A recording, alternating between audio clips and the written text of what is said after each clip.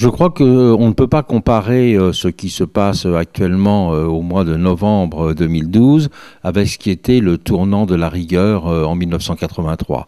Parce que quand la gauche est arrivée au pouvoir en 1981, elle avait encore une culture issue du programme commun de 1972. C'est-à-dire c'était une culture des nationalisations, c'était une culture, je dirais, du socialisme de la fin du 19e siècle, pour faire vite.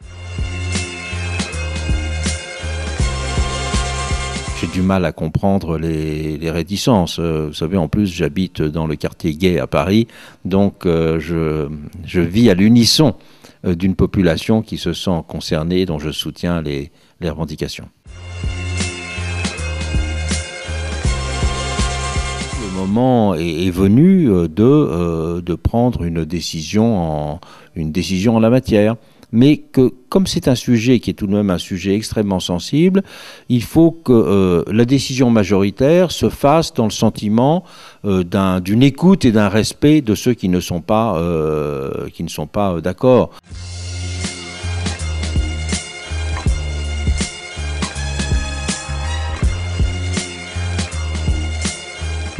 Toute cette façon d'établir des classements et des mesures est toujours sujette à discussion. Le fait est que la démocratie est imparfaite en France, mais le fait est qu'elle est imparfaite aussi dans beaucoup d'autres pays.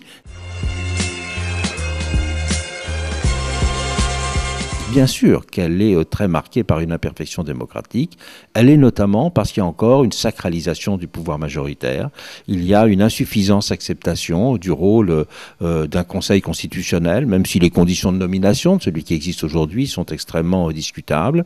Il y a une réticence à voir fonctionner des institutions représentant l'impartialité dans la société. Les autorités indépendantes font l'objet de vives critiques.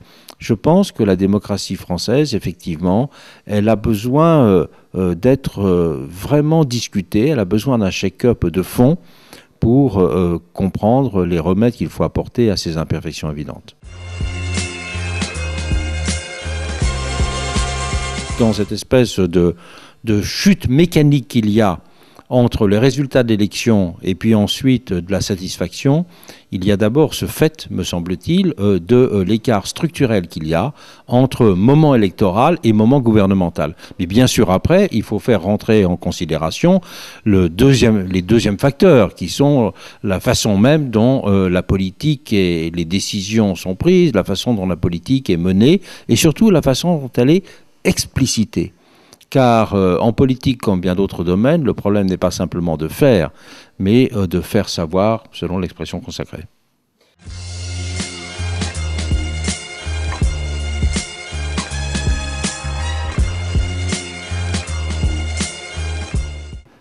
Mon engagement intellectuel n'est pas justement un engagement sur le mode d'une prise de parti ou d'une prise de position. Je pense que l'idée de l'intellectuel qui justifie en quelque sorte ses prises de position par une notoriété qu'il aurait acquis dans le champ scientifique n'a aucune valeur. Dans le champ des opinions et des prises de position, tous les citoyens se valent. Et à l'ère d'Internet, toutes les opinions véritablement se valent. Ce que peut apporter un universitaire, c'est des outils de compréhension de la réalité. C'est des outils pour l'analyser et des outils pour peut-être la changer. Donc moi, je me définis comme un intellectuel de la boîte à outils et pas comme un intellectuel de la prise de position. Les prises de position d'un individu quel qu'il soit n'ont aucun intérêt, mais les boîtes à outils, si les outils peuvent servir à faire quelque chose, ça c'est bien. Pour moi, un livre, c'est une boîte à outils. Voilà.